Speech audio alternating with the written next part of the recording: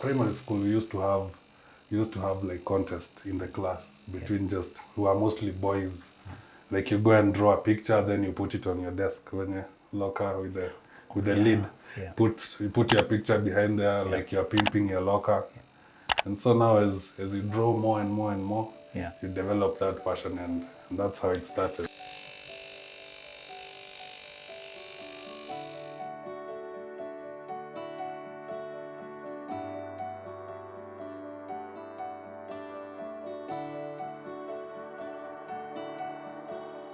Hi guys, so I'm Simon, the founder of Soulink Kenya.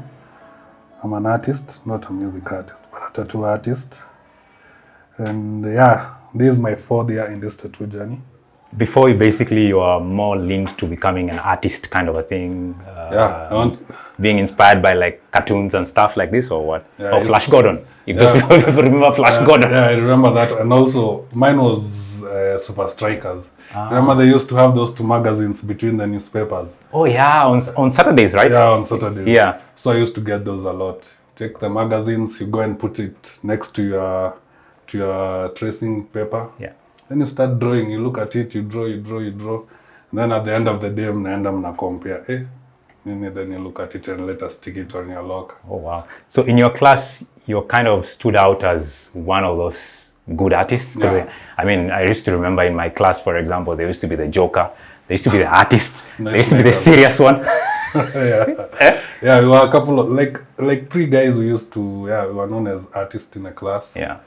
Like if a teacher finds something drawn on the blackboard, he'll call like 3 guys, you and you and you, I know it's you I've been drawing. Yeah. So take me through the day the spark of an idea came that you decided now, I think tattoo, as a tattoo artist, basically, this is where I want to go.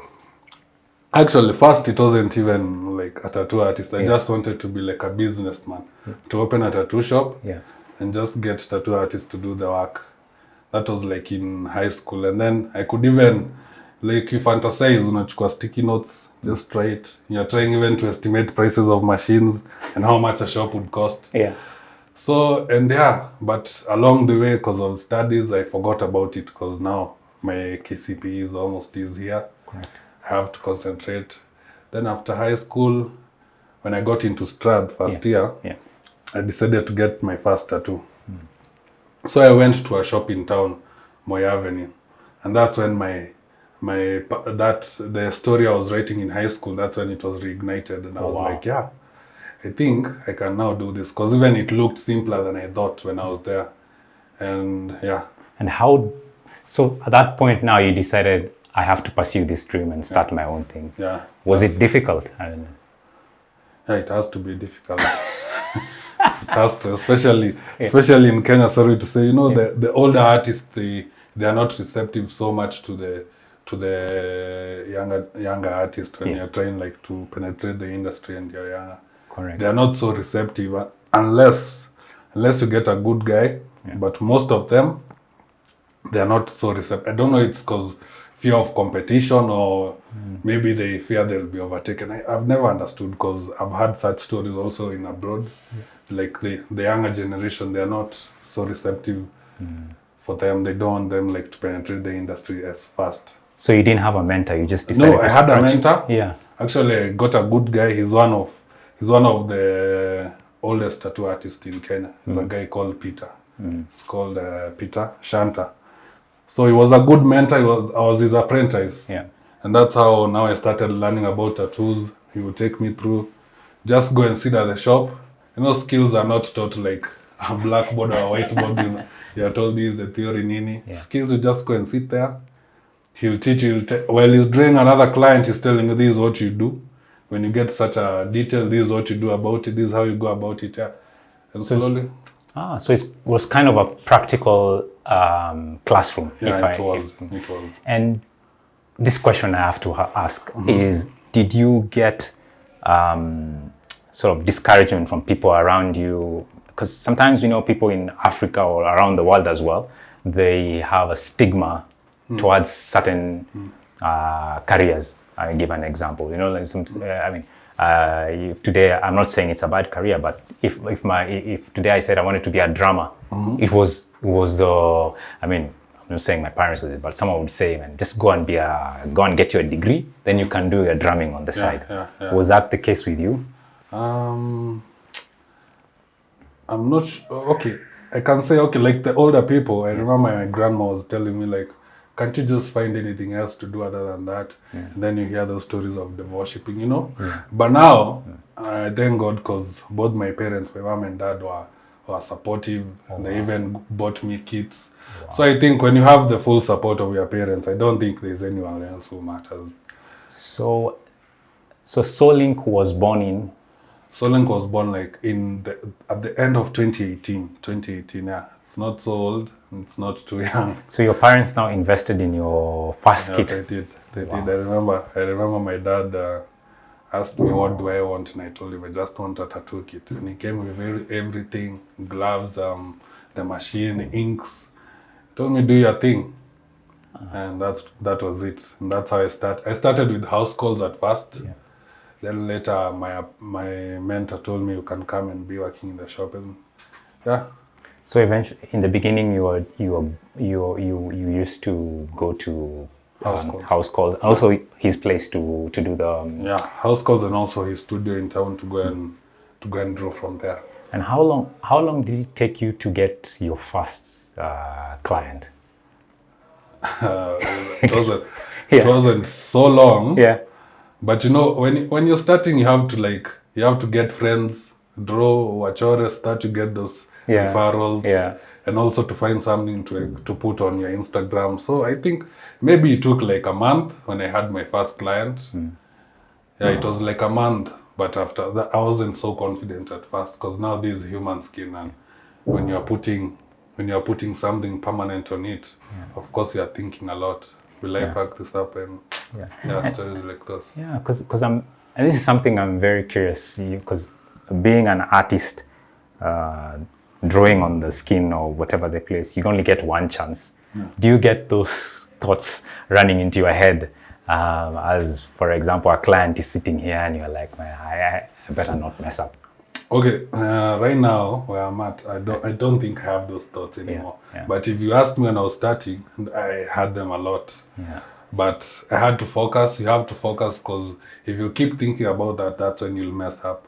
But now those thoughts, I don't have them. I think I gained the confidence. Plus now, at least I can. If I can't do something, I'll tell the client before they even get here, and refer them maybe to another artist. So that means when a client is inside here, I'm already confident about the tattoo that I'm about to draw.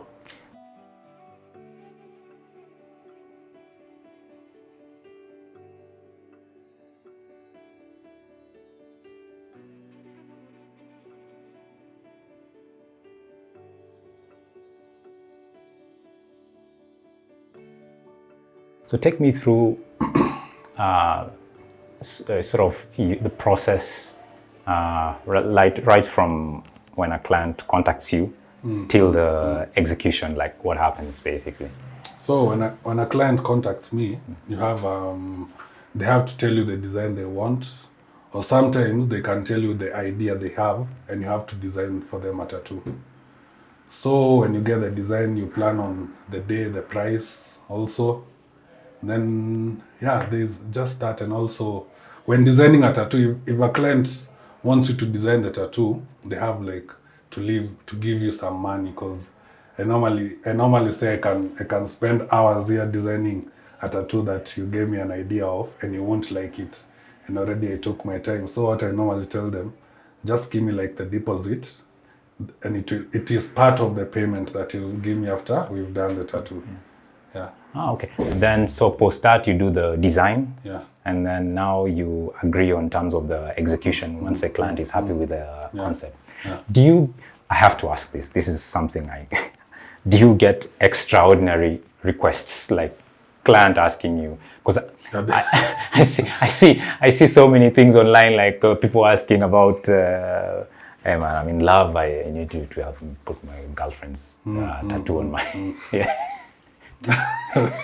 Yeah, definitely. You know, people are so different. When you're in such a business, you'll notice people, the way of thinking and the way even people, the method they use to execute their stuff, it's so different. And yeah, you get requests such as, I want to tattoo my girlfriend's name, I want to tattoo my boyfriend's name, and such tattoos for me, for Soul Link Kenya, I can't do such a tattoo. As principle. Yeah, as principle, because I think at the end of the day, I normally say artists, we have a responsibility at the end of the day.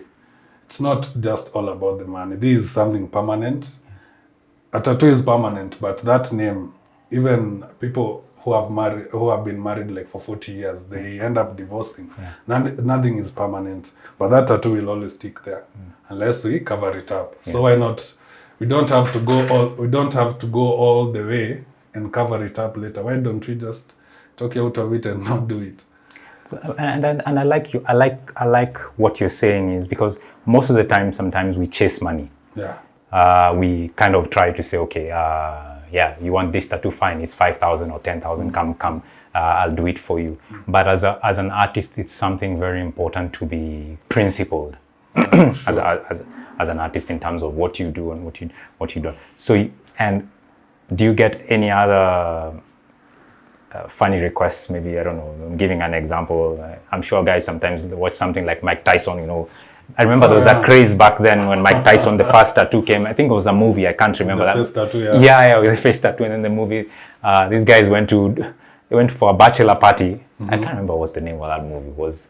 And then the guys woke up and they had been tattooed on their face and stuff. Yeah, I think, first of all, a face tattoo is really a big decision, because now you're telling all the HRs in the world, you're not supposed to employ me.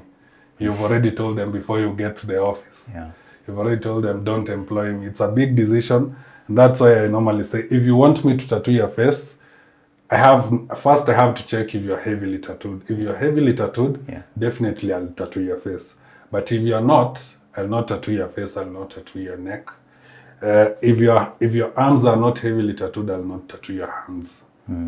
You get? So, and that's also a responsibility, because now if you tattoo a person on the face, you are deciding their fate. Correct. You're part of the decision.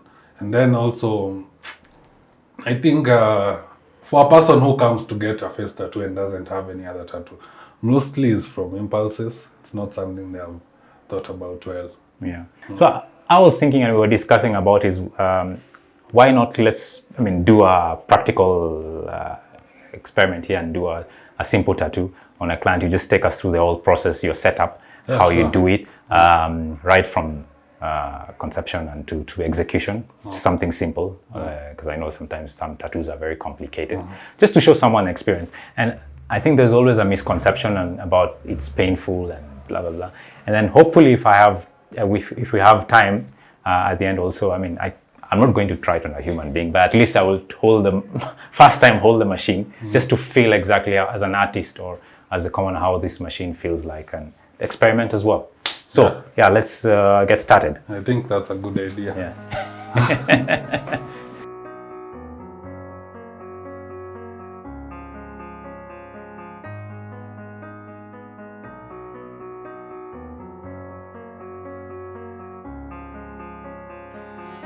So these tips are what it's here at the front of the machine.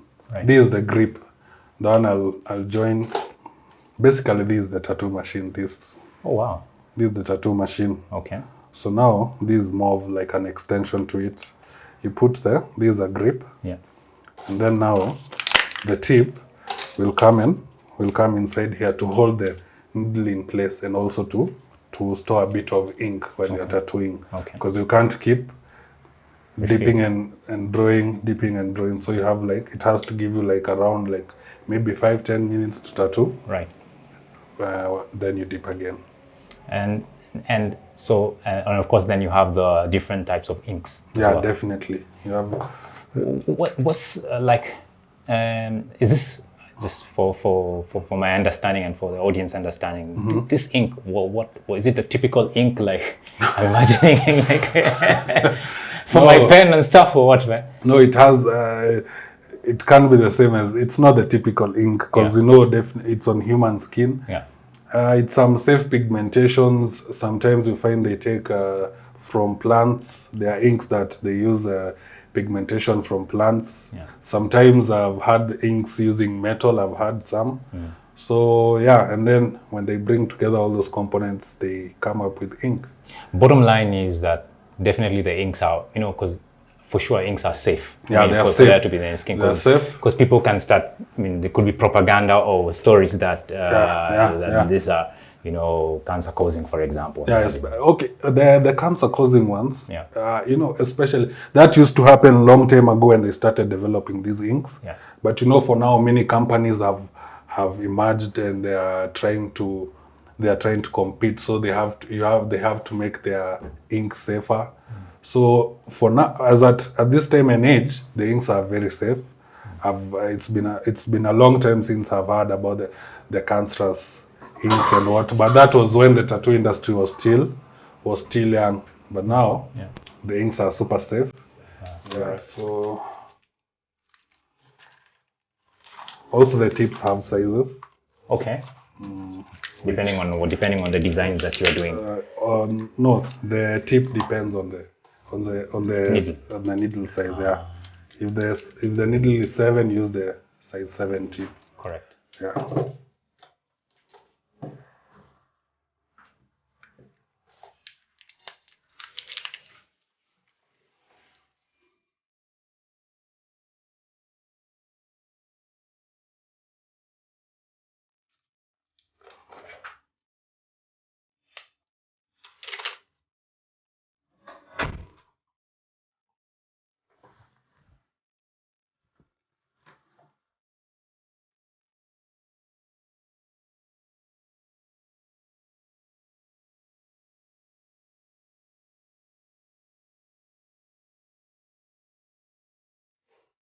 Now. Then you'll have to connect it to this is the power supply. Right. This is what we call the clip cord. So now this is what powers the tattoo machine. And then we have the switch, because definitely you can't have it running for that whole time. We normally have a switch which is controlled by my foot. It's called the stepper. This is what I'll step on and switch on and switch off the machine. So this is like almost like a tailor who is Exactly. controlling the. Yeah, you control it. So you're using almost every part of your body, your brain, hands, legs. And it's something that you learn as you practice. Yeah, your body has to adapt, and it now becomes automatic. Hand and sort of hand and foot coordination. Yeah. Because I'm imagining. Yeah. All right. So at the moment we have the design ready to go. So in essence, I just want to print it. The next time is printing it and making the stencil. Right. And then there's nothing left. We just start drawing the tattoo. But tattoos are not so painful. It just depends with where you're putting it. Okay. The sensitivity of the skin. Yeah, not even the skin, yeah? But anywhere fleshy is not painful. Right. But anywhere with no flesh is very painful. Like the ribs, the fingers. Yeah. Yeah. Let's say like the skull is also very painful. Wow. The knees, elbows. But now places like these like the typical. Everyone puts tattoos here. Here it's not painful at all because it's fleshy. Okay. But now, if you go to a place which is close to the bone, it's so painful.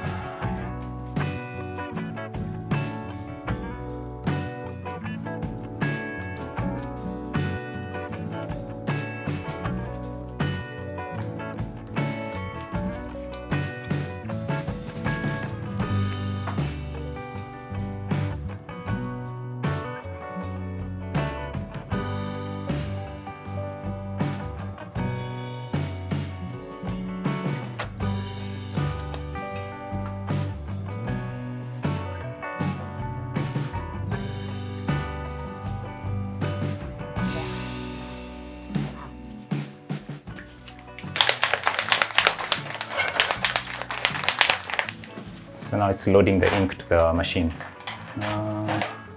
No, we have ink cups. Put your ink up there. Okay.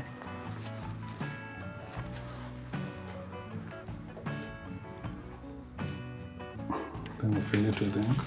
It's a very systematic. Yeah.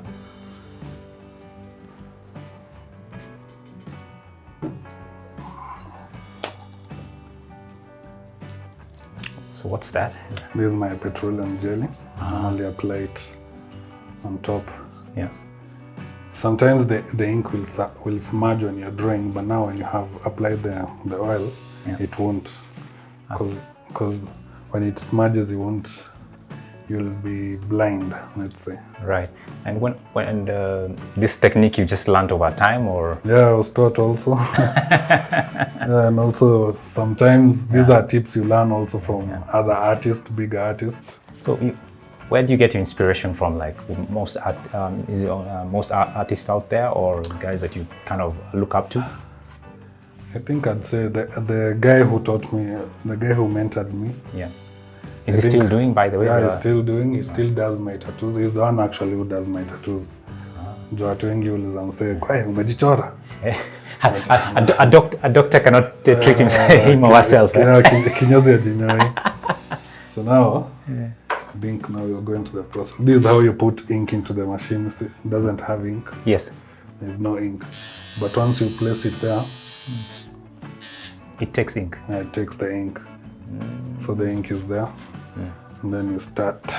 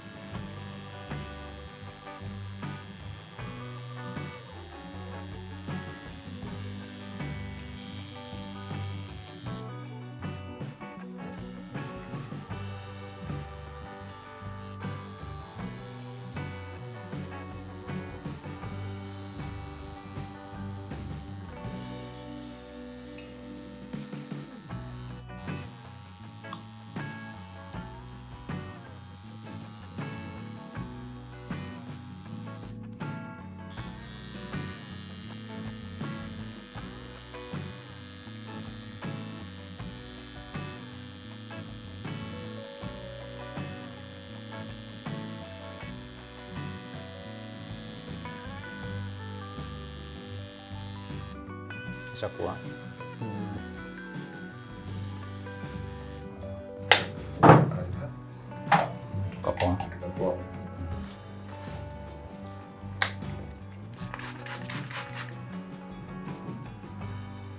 Oh, wow.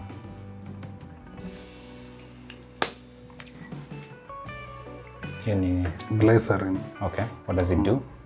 Just like to moisturize the tattoo after you've drawn it. Right. Because I've been just wiping it with water. Yeah. And that means I might leave the skin dry. Right. So you moisturize it, and that's it. Wow. We are done. From concept to everything to reality. It's fantastic, bro.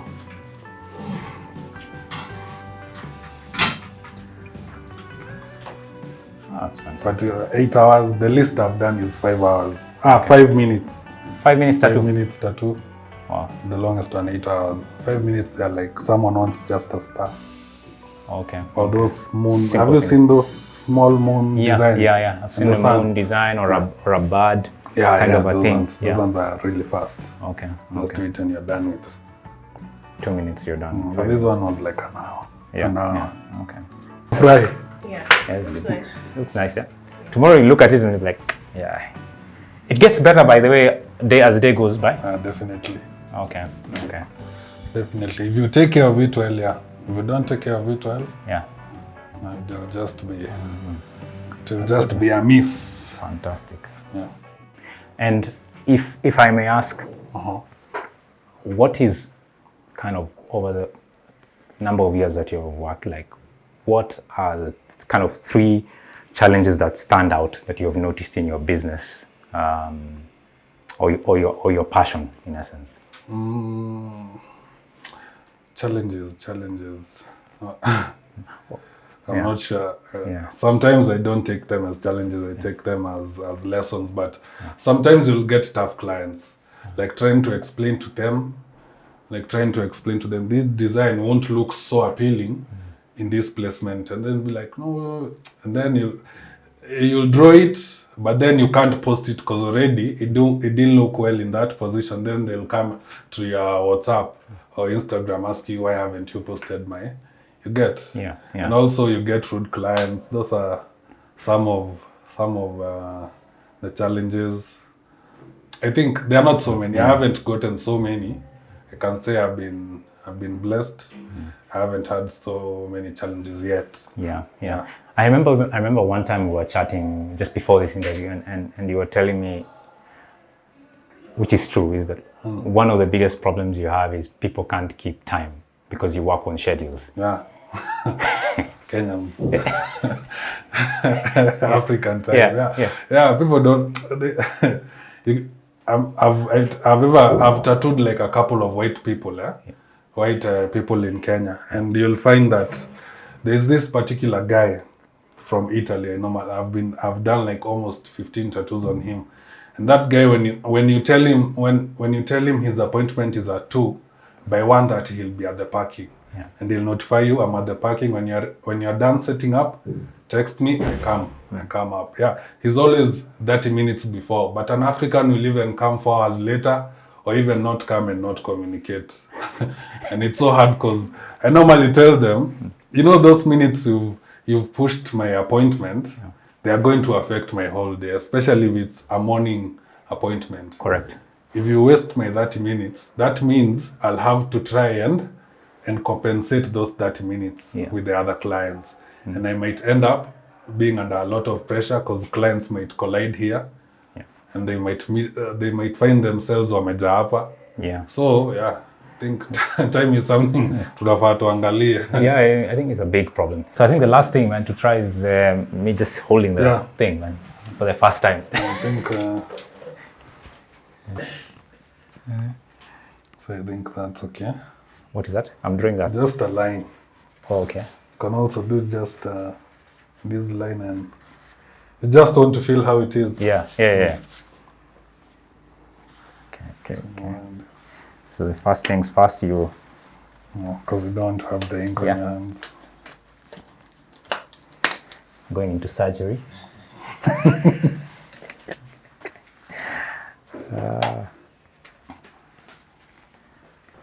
So the first things first is...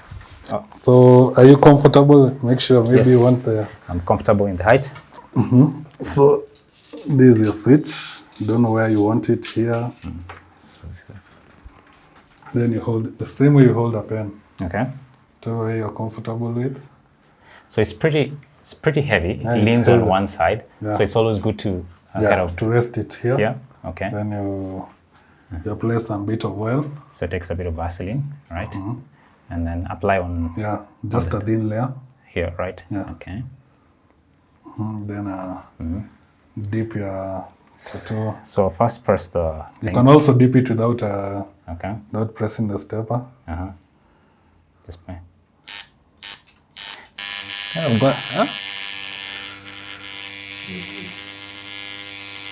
Just have a steady hand. It's kind of the process. How I would explain it. It's kind of I need to get some more ink, right? That's fine. It's kind of trying to stabilize, trying to get that steady hand rather than going deep.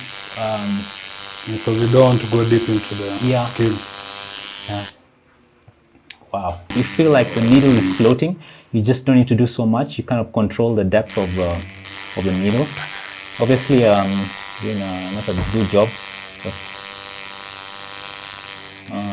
I'll be graded at the end of this course. Definitely. I would say it's something that you need to practice. I think practice makes perfect. But it's I think what is important is actually getting the balance of how you kind of having the steady hand, because it's vibrating. Yes, it's kind of a vibrating pen, and it's uncomfortable, especially when it's when it's your first time, you Yeah. can feel it's so Yeah. uncomfortable. And heavy actually. Yeah, and it's heavy. So I'm kind of trying to balance the weight, and actually how deep I need to go to be able to Because do it. you're not supposed to press the needle inside the skin. So yeah, man. Apply it here, Here, okay. then wipe with it. All right. So here we go. Oh God, what happened? No, it's okay. Okay. That's how you're supposed to apply. Okay, You see? I apply Now more. it's more oil. I almost thought I messed up, like I smudged someone's tattoo. So yeah, I think Clear, you can see how unsteady my hand is. You can see clearly how some places The I lines was are shaky, yeah. shakier, and everything. but at least you didn't stick the needle inside. That's So there you have it. That's my first tattoo as an artist. Thank you so much, man. It's been an interesting experience actually, and I hope the audience and the people who are watching this can be able to have been able to demystify getting a tattoo, trying the tattoo machine, and if you're able, if you're looking to have tattoo or you wanted to learn how to tattoo, definitely the place to go to is Soulink. It's one of the fastest growing tattoo places. You can always go to Instagram, right? yeah, Instagram. So Kenya. I'll link up the thing, and you can be able to check it out. Good. Till next time. See you, man. Cheers.